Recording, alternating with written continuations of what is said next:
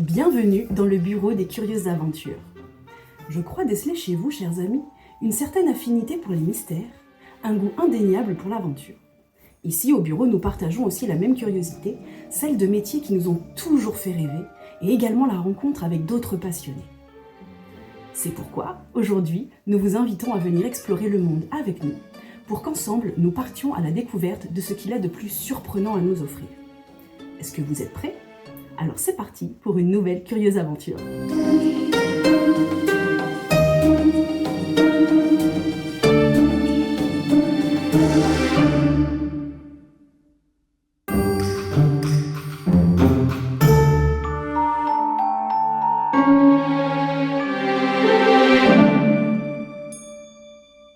Dans cet épisode, nous vous embarquons pour un voyage à travers les astres. L'équipe des Curieuses Aventures part à la rencontre de Kevin Bastide, un passionné d'astronomie, auteur de la chaîne J'ai de la culture geek. Il nous a invités dans son studio pour nous en apprendre plus sur ce qui entoure notre planète. C'est parti pour une curieuse exploration du ciel et de l'univers. Bonjour Kevin, merci de recevoir toute l'équipe des Curieuses Aventures aujourd'hui. Alors, à ce qui paraît, tu es un passionné d'astronomie.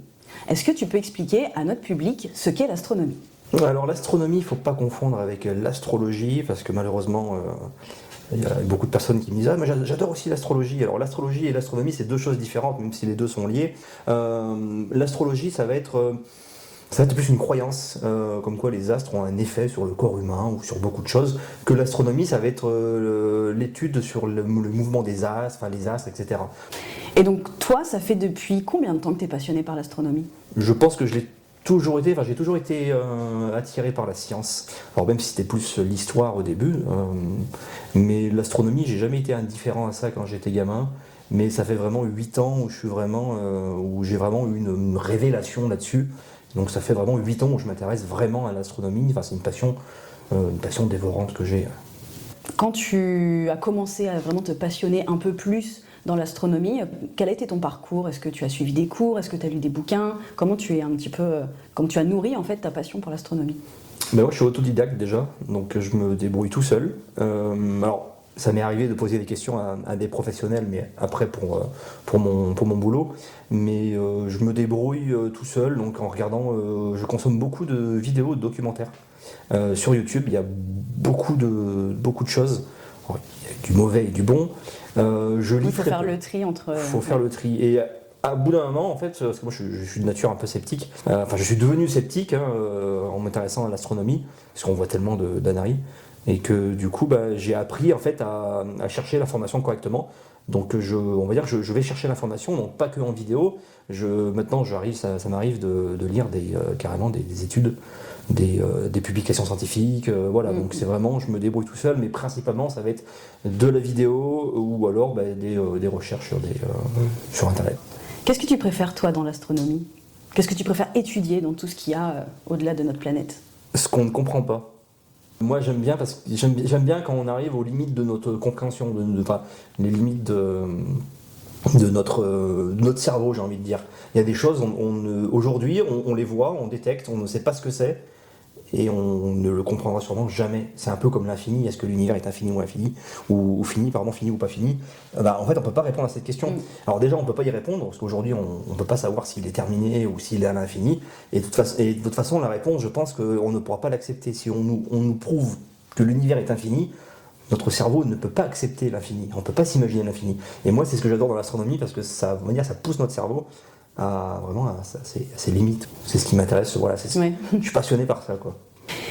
Quand on regarde, donc, on a notre planète sur laquelle on vit actuellement, la planète Terre. Qu'est-ce qu'il y a au-delà ? Qu'est-ce qu'aujourd'hui on a observé avec des preuves de ce qui se passe au-dessus de notre tête ? Le système solaire, c'est quelque chose qu'on connaît très bien maintenant. Alors quand je dis le système solaire, ça va être les gros astres, donc que ce soit les planètes naines, enfin certaines planètes naines et le Soleil, parce qu'il y a encore beaucoup de choses à découvrir. Aujourd'hui, on découvre encore beaucoup d'astéroïdes ou même des planètes naines. Donc des planètes naines, c'est des astres qui font entre 800 km de diamètre jusqu'à 3 ou 4 000 pour la plus grosse, je crois. Donc ça, on les connaît bien, on a quasiment tout visité, donc toutes les planètes, on a envoyé des sondes, on connaît aussi les satellites naturels des autres planètes. Donc ça, c'est quelque chose, le système solaire, je pense qu'on le connaît bien, même s'il y a encore beaucoup de choses à découvrir et à comprendre. Et ensuite, aujourd'hui, on arrive, bon, les étoiles, c'est facile à observer.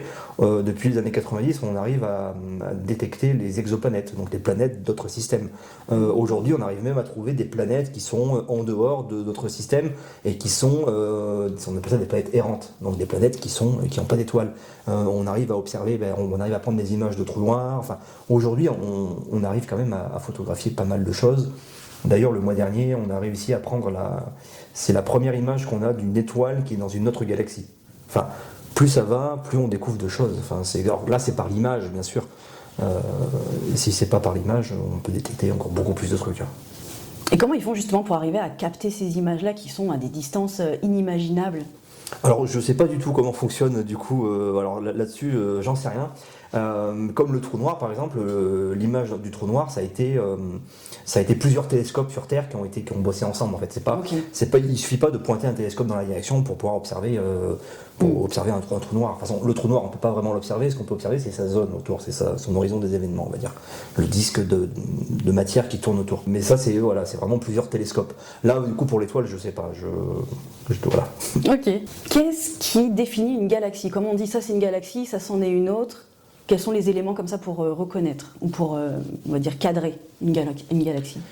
C'est une très bonne question. Les galaxies, donc les grosses galaxies, les galaxies spirales, c'est un peu comme la Voie lactée. La Voie lactée est une galaxie spirale parce que des galaxies, il en existe plusieurs types. Il y a des grosses et des petites. Notre galaxie, nous, c'est une galaxie de taille moyenne voire grande, même s'il existe des monstres qui sont largement plus grandes, mais voilà.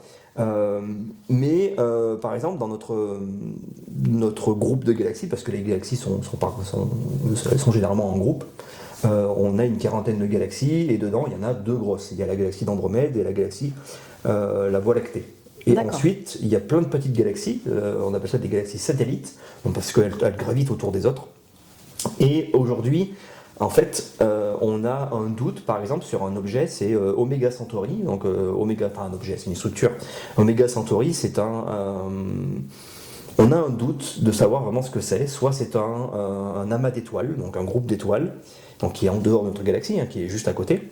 Ou alors, on pense que c'est peut-être le vestige d'une ancienne galaxie que la Voie lactée aurait absorbée, en fait.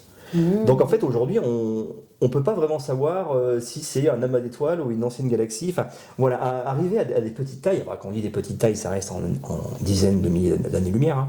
Pas très petit. Pas très petit, mais aujourd'hui on a vraiment un doute sur pas mal des objets, surtout ceux qui sont très proches de nous. On a vraiment du mal à savoir si c'est une ancienne galaxie ou si c'est un amas d'étoiles. D'accord. Donc voilà. Mais les grosses galaxies, généralement, elles sont assez visibles, notamment par leur forme. Généralement, c'est des galaxies spirales, même s'il en existe plein d'autres types. Mais voilà, donc celles-ci, on arrive à les identifier parce qu'elles ont un trou noir supermassif au centre. Les petites peuvent aussi en avoir, mais voilà. Donc aujourd'hui, c'est quand même assez compliqué de détecter les petites galaxies, surtout celles qui nous entourent au final. On ne sait pas trop où elles commencent en fait. Ok. Voilà. Ouais, c'est intéressant. Donc il y a la Voie lactée, nous on est dans la Voie lactée? Oui. Ok. Et qu'est-ce qu'il y a entre toutes les étapes entre notre planète Terre et la Voie lactée qui est autour? Il y a différents steps, je pense. Ouais, du coup on peut au début parler des planètes avec leurs satellites naturels, donc la Terre en a un, c'est la Lune, Vénus et Mercure par exemple n'en ont pas, mais si on prend Mars, elle en a deux. Donc là on va parler c'est un peu leur compagnon, quoi. Donc la Terre et la Lune. Ensuite, si tu prends la structure qu'il y a au-dessus, ça va être un système planétaire. Pour le nôtre, c'est le système solaire, avec le Soleil qui est le noyau, les planètes qui tournent autour. Après, il y a d'autres systèmes planétaires.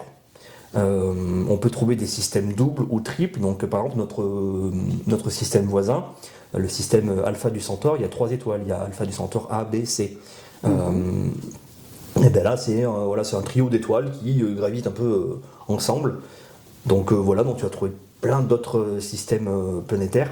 Et ensuite, la structure au-dessus, ça va être les galaxies, justement. Donc là, nous, c'est la Voie lactée. Ensuite, la Voie lactée et Andromède, etc., comme j'expliquais tout à l'heure, ça forme un amas Donc le nôtre, il s'appelle le groupe local. Ensuite, si tu prends encore la structure qu'il y a au-dessus, on va trouver les superamas. Ok. Voilà. Ensuite, la structure encore au-dessus, il y a encore d'autres superamas beaucoup plus grands. Et là, on va quasiment arriver, on va arriver à la taille de l'univers, quoi. Donc voilà on va dire les grandes structures que tu peux trouver, quoi. Ouais, c'est bien, ça permet d'avoir une échelle aussi de représentation, même si c'est un peu difficile parfois de se représenter mentalement, mais en tout cas, on voit qu'on est vraiment microscopique par rapport à tout ce qu'il y a autour de nous, quoi. On n'est rien, et c'est ça qui est bien justement dans l'astronomie, c'est que ça, le fait de s'intéresser à là-haut, ça nous permet de reprendre place, j'ai envie de dire, de se dire, au final, on n'est pas grand-chose, on est vraiment rien, quoi. Les petits tracas du quotidien, finalement, paraissent tout petits face à l'immensité de ce qui nous entoure. Ouais, et qu'on n'a pas encore fini d'explorer, en plus. Oui, c'est ça le truc. Ouais. Petite question, parce que je ne me souviens pas du tout si on l'avait abordé à l'époque où j'étais à l'école. La différence entre des planètes, des étoiles, des satellites, c'est quoi qui définit que ça c'est un satellite, ça c'est une planète, ça c'est une étoile? Qu'est-ce qui va différencier une planète d'une étoile? Il y a beaucoup de choses. Ça va être principalement la masse, au final. Ok. Plus un astre est massif, plus il va être chaud à l'intérieur. Voilà, alors, je vulgarise énormément. Arrivé à un stade, en fait, la sphère, enfin la boule de gaz ou de matière, enfin peu importe, arrivé à un moment, en fait, si elle est trop massive, en fait, il va y avoir de la réaction thermonucléaire au centre. Et s'il y a une réaction thermonucléaire, ben là, ça va former une proto-étoile, donc le début d'une étoile. Là, on va dire, c'est vraiment la différence entre les grosses planètes et les étoiles, on va dire un peu foirées. Parce que c'est pas vraiment des étoiles, mais c'est le début des étoiles, on appelle ça des naines brunes. Donc la grosse différence, c'est vraiment une question de masse au final. Ça va être une question de réaction thermonucléaire ou pas. Donc voilà la différence entre on va dire une planète gazeuse et une étoile. Je crois que c'est 40 fois la masse de Jupiter, je crois. Je sais plus, le chiffre je sais plus, mais voilà, c'est une bonne dizaine de fois la masse de Jupiter pour être considéré comme une étoile foirée. Ensuite, si on parle des satellites naturels, donc ça va être des lunes, hein, parce qu'il faut savoir que le nom de cet astre qui est là-haut,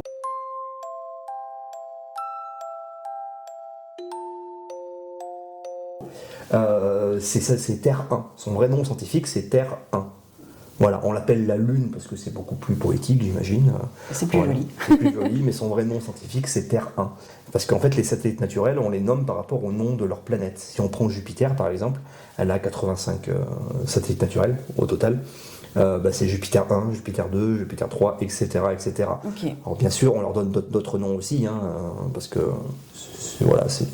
c'est quand même des astres qui sont assez importants, parce que c'est pas que les astres ont des importances, mais par rapport à nous, ils ont une importance, parce que c'est dans notre système, par rapport à l'histoire, quand est-ce qu'on les a découverts, etc. Donc on leur a donné des noms de mythologie, de dieu, quoi. De divinité, ouais. De divinité, merci. Voilà, donc en fait, qu'est-ce que c'est qu'un satellite naturel? Ça va être un astre qui gravite autour d'un autre. Ok. Tu peux par exemple trouver des astéroïdes qui ont des satellites naturels. Okay. Par exemple, tu as, il y a quelques années, donc il y a 3-4 ans, il y a la NASA qui a lancé une mission sur un satellite naturel d'un astéroïde. C'est la mission DART, c'était pour voir si on était capable de dévier la trajectoire d'un astéroïde en fait. Ok. Et donc du coup, en fait, on dit que c'est deux astéroïdes, mais en soi, le petit astéroïde qui gravite autour de l'autre est un satellite naturel. Voilà. D'accord. Le fait que tu es en orbite autour d'un autre objet, tu es un satellite naturel. Donc on peut dire que la Terre est un satellite naturel du Soleil. Voilà. C'est un peu la différence entre satellites naturels, etc. Après, il y a les planètes naines. Les planètes naines qui peuvent aussi avoir des satellites naturels. Hein. Les planètes naines, en fait, ce sont des astres qui sont entre les astéroïdes et les planètes. D'accord. C'est pas une question de masse, parce ça porte le nom de planète naine, mais c'est vraiment pas une question de taille. Ça va être une question de pas mal de choses. Parce que la définition de planète, c'est être en orbite autour d'une étoile, enfin du Soleil, du moins. Donc, si on va prendre l'exemple de Pluton et de la Terre, donc les deux sont en orbite autour du Soleil, donc là c'est bon. Ensuite, c'est être sphérique ou presque, donc on dit en équilibre hydrostatique, mais l'explication serait trop longue. En gros, c'est quasiment être sphérique. D'accord. Donc Pluton l'est aussi, donc là c'est bon. Et le troisième critère, ça va être avoir une orbite dégagée, c'est-à-dire que l'orbite autour du Soleil, elle soit propre, elle soit c'est ce qu'on va dire que ce soit l'élément principal de l'orbite. Donc la Terre, elle, il n'y a rien autour. Le problème de Pluton, c'est qu'on va trouver énormément de choses. Il y a un autre astre qui s'appelle Charon, aujourd'hui qui est considéré comme un satellite naturel, mais qui est en phase de devenir peut-être une planète naine, on ne sait pas. En fait, les deux tournent un peu autour l'une de l'autre, comme ça.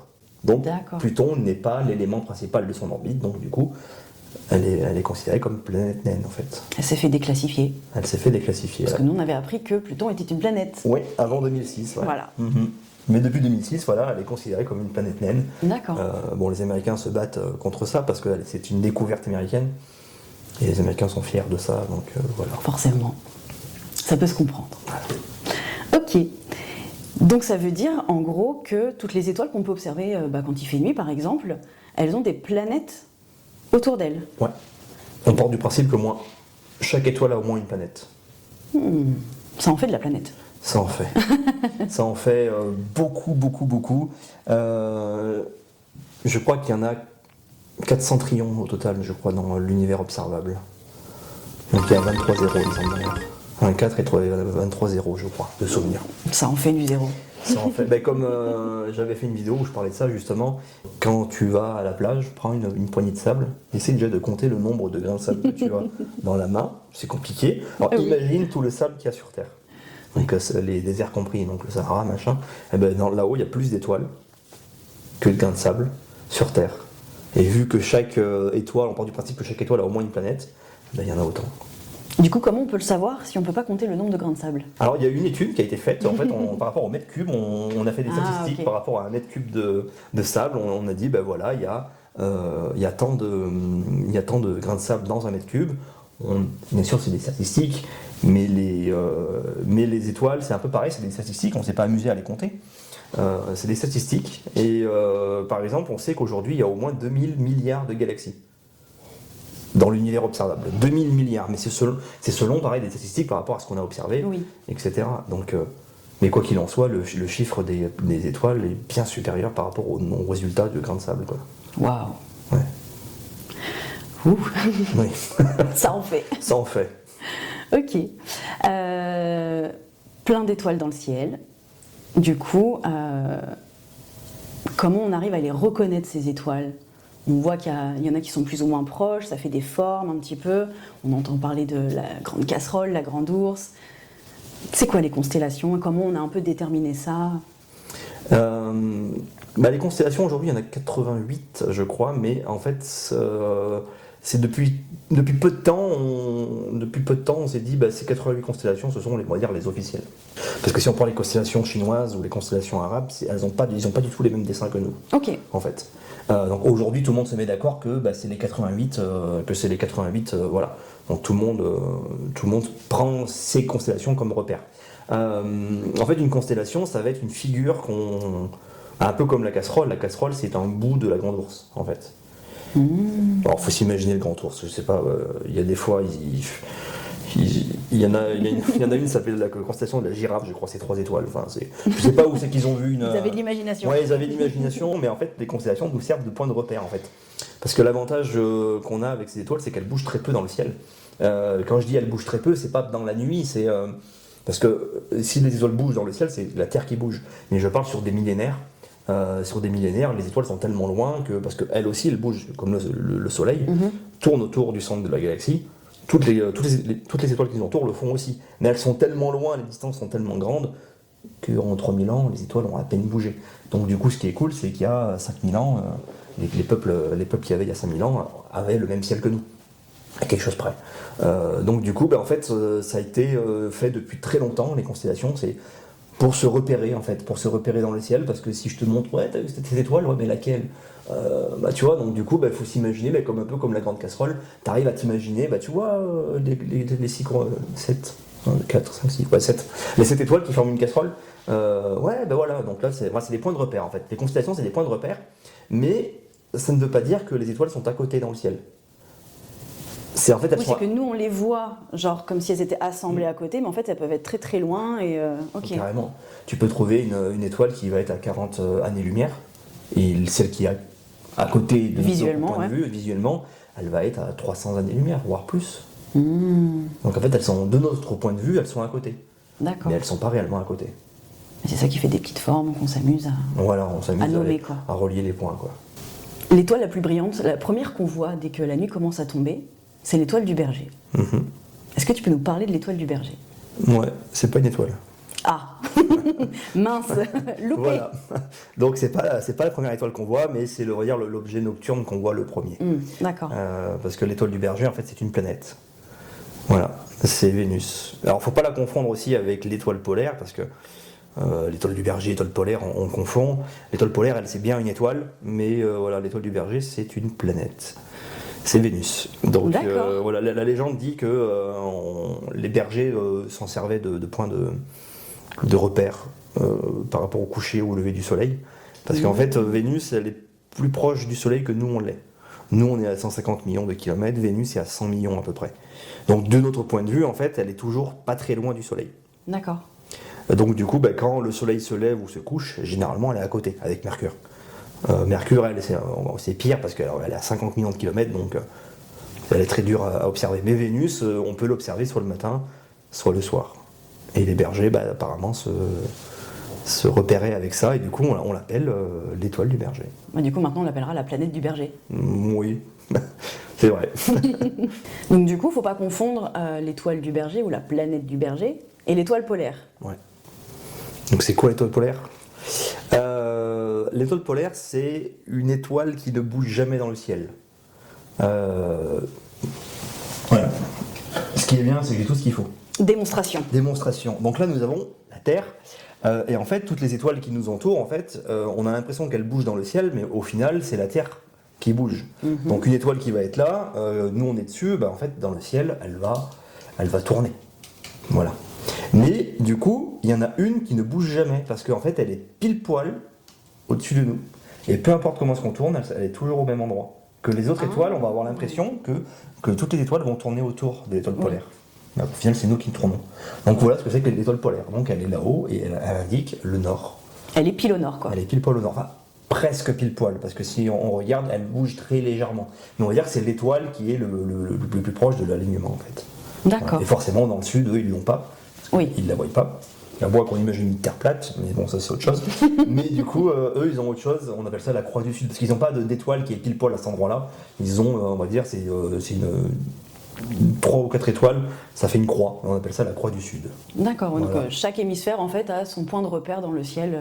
C'est ça. Du coup, les étoiles, elles sont observées depuis la nuit des temps. La nuit, les étoiles. À quoi servaient-elles? Parce que tu dis que chaque hémisphère avait son point de repère dans le ciel, qu'on observait les constellations. Mais à quoi ça servait en fait d'observer le ciel? Tout dépend aussi de quel peuple on parle, mais on va dire que les hommes ont toujours trouvé de l'inspiration dans les étoiles, surtout par rapport à leur divinité. Donc ça servait surtout à ça. Ils ont imaginé beaucoup de choses.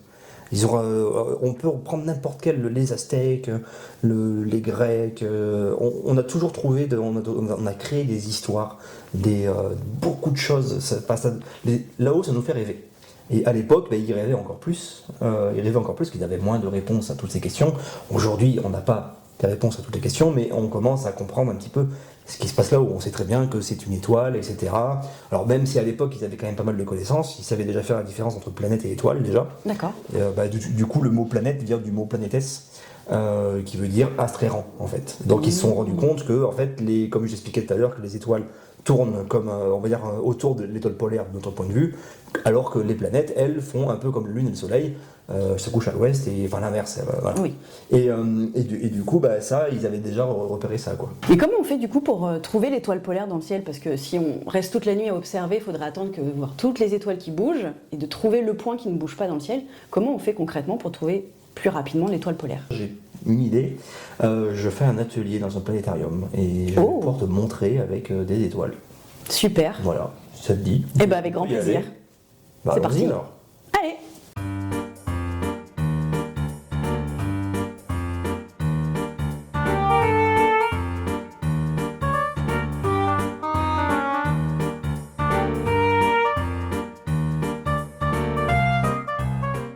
C'est ici, à la médiathèque de Montluçon, que nous nous trouvons aujourd'hui pour la journée des loisirs scientifiques. Plusieurs associations, dont Astuce Science, basée à Clermont-Ferrand, y sont invitées dans le but de promouvoir et développer la culture scientifique auprès de tous. C'est là que Kevin y anime un atelier qui va embarquer tous les participants à la découverte des étoiles, mais pas que. C'est quoi comme type d'astre, la Terre? Une planète. Et le Soleil, c'est quoi? Une étoile. Voilà, le Soleil est une étoile. Donc ça surprend quand même pas mal de gens de se dire, bah tiens, le Soleil est une étoile, parce que le Soleil, vous voyez, on le voit assez gros, enfin, c'est quand même difficile de l'observer, on le voit assez gros, mais pourquoi on le voit aussi gros? Parce que le Soleil, le diamètre du Soleil, c'est un peu plus d'1 million de kilomètres de diamètre. Donc c'est quand même un astre très gros. Mais on peut trouver des étoiles qui font plusieurs milliards de kilomètres de diamètre. Donc le Soleil, c'est vraiment une étoile de taille moyenne, mais la différence, c'est qu'elle est à 150 millions de kilomètres de nous. Donc ça paraît énorme, mais c'est à la fois très proche. À 150 millions de kilomètres, c'est très proche. La deuxième étoile la plus proche, est-ce que vous la connaissez? Oui. Ouais, c'est Alpha du Centaure.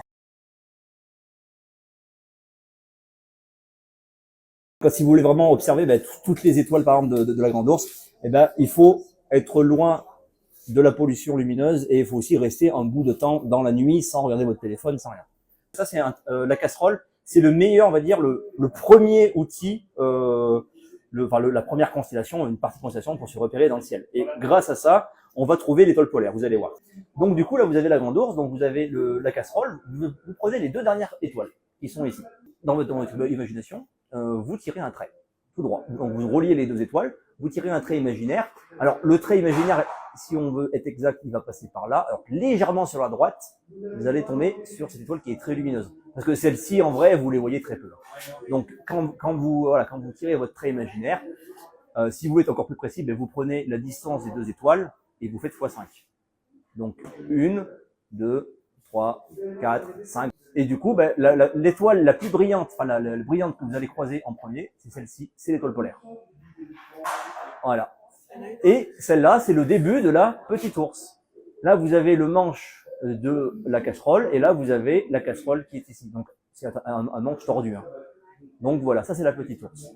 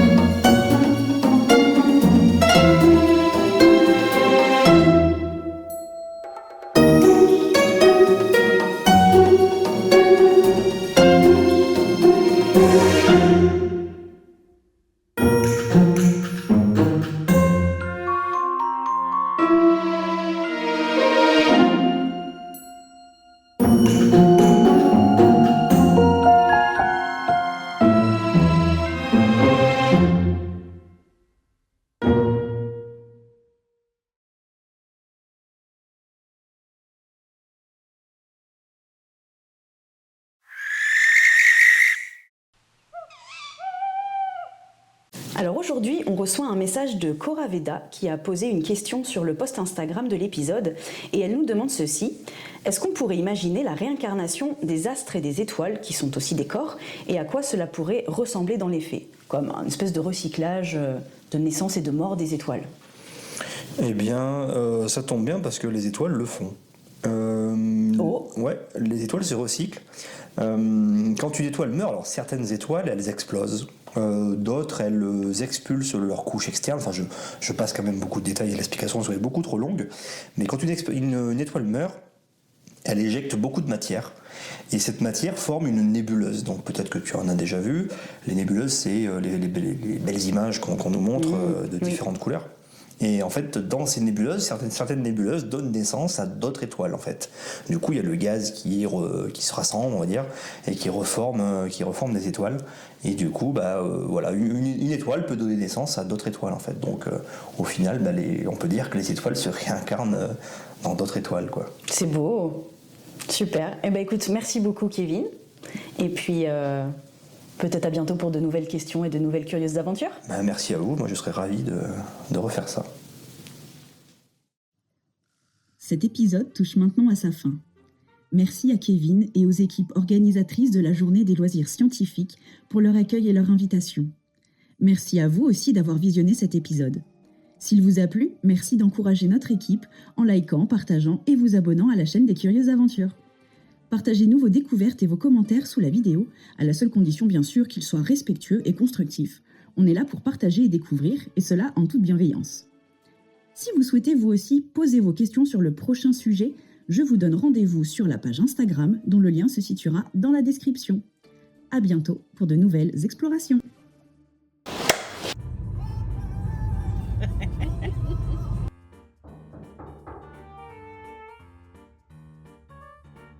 Tu vas voir qu'il faut me laisser dehors. Ok, d'accord, ok. D'accord, Voilà, donc c'est vraiment d'accord. question. Ok, Pas, ok. c'est pour observer. Ok, très bien. Mhm. Mais voilà. Et D'accord. ensuite, Mhm. donc en fait aujourd'hui, D'accord. lui c'est quand même assez compliqué en fait. Ok, moi c'est intéressant. Ok. Mhm. Système solaire, Mhm. Ok. voiture que Ok. tu peux trouver Ok. au final. Ok. Donc la grosse différence, etc. Ok. Alors, par rapport à l'histoire. Ok. Euh, Ok. euh, Ok. Et donc, D'accord. le- Mmh. voilà. D'accord. c'est un peu. D'accord. D'accord. Il y a un autre axe. Donc D'accord. plutôt. D'accord. Euh, Ok. Mmh. On a fait des Ah, statistiques ok. par rapport. Ok. Ok. Enfin, Mmh. alors, faut- Et du coup, il avait fait une vidéo pour son projet, tu sais. Et du coup, avec le trophée, Dis quelque chose d'intelligent. Je sais pas quoi dire, moi. Tu veux que je dise quoi? Moi, je pensais que c'était des bulles de gaz qui duraient Ah, des millions de kilomètres de Toi et le gaz. Ça te va comme ça? Du coup, tu me parles de l'étoile polaire? Nous n'aurons pas la réponse. Non, mais oui, mais il y a un truc qui est parti il y a 2 minutes et. Clap de fin.